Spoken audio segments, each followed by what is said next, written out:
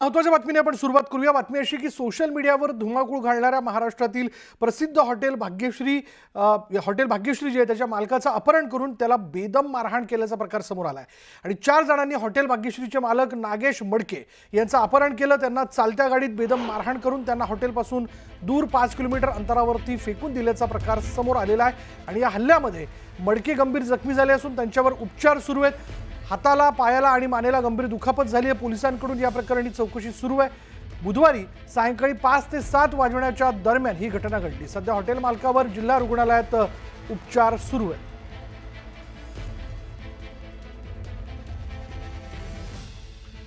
अधिक माहिती आपण जाणून घेणार आहोत। आमचे प्रतिनिधी बालाजी निरफळ आपल्या बरोबर आहेत। बालाजी, काय माहिती, नेमकं काय कारण की हॉटेल भाग्यश्रीच्या मालकाला अशा पद्धतीने मारहाण झाली? विशाल, एकूण जर बघितलं तर अल्पावधीतच हे हॉटेल जे आहे ते लोकप्रिय झालेलं आहे। यायलाच लागतं काय, नाद करते काय, अशा टॅगलाईन घेऊन या हॉटेलनं जो आहे तो हॉटेल मालकानं सोशल मीडियावरती अक्षरशः धुमाकूळ घातला आहे। धाराशिवचे जे प्रसिद्ध बकरे आहेत ते बकऱ्यांचं मटण देतो म्हणून हॉटेल प्रसिद्ध झालेलं आहे आणि ज्या पद्धतीने हॉटेल प्रसिद्ध आहे तेवढेच या हॉटेलचे वाद देखील, या मालकाचे वाद देखील नेहमी समोर येत असतात। काही दिवसापूर्वी हॉटेलमध्ये मारहाण झाल्याचा प्रकार घडला होता, तर त्यानंतर त्याचे बॅनर देखील हॉटेलचे फाडले होते।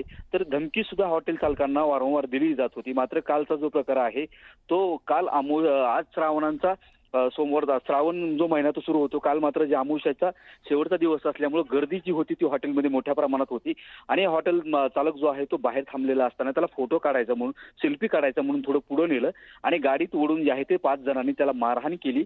मारहाण करून ते धाराशिवच्या दिशेने 5 किलोमीटर अंतरावरती फेकून दिलं, असा हा आरोप जो आहे तो हॉटेल चालकानं केलेला आहे, मडके यांनी केलेला आहे। आणि रात्री धाराशिव शहर पोलिसांच्या हद्दीत हे प्रकरण येत असल्यामुळे ज्यावेळेस हे पोलीस स्टेशनला प्रकरण गेलं त्यावेळेस पोलिसांनी त्यांना उपचार घ्या असं सांगितलं, त्यानंतर गुन्हा दाखल करू। मात्र विशाल, अद्यापपर्यंत जे आहे ते धाराशिव शहर पोलिसांनी गुन्हा दाखल केलेला नाही, यांनी तक्रार दिलेली।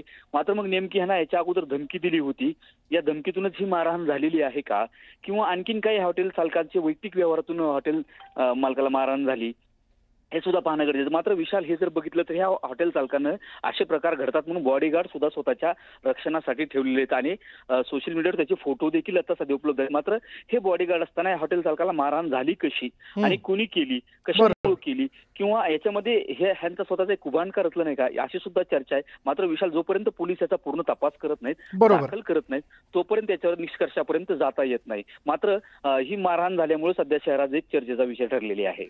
धन्यवाद बालाजी या सगळ्या तपशिलाबद्दल।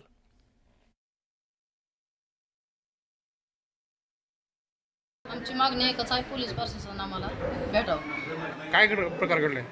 आमच्या बालकाला उचलून नेलं होतं, जीव मारण्यासाठी नेलं होतं, ब्रिजवर टाकून दिलं, गाडीमध्ये ओढत नेलं, ब्रिजवर टाकून दिलं। 2-3 वेळेस अशा धमके पण आलेले आहेत। तर आमची मागणी एकच आहे की पोलीस प्रशासन आम्हाला भेटावं। काय दुखापत काय झाली आता त्यांना? हाताला दोन्ही लागल्या, आता ती एक्सरे हे काढल्याशी तर काय कळणार नाही, हात तर मोडल्या म्हणून वाटायला।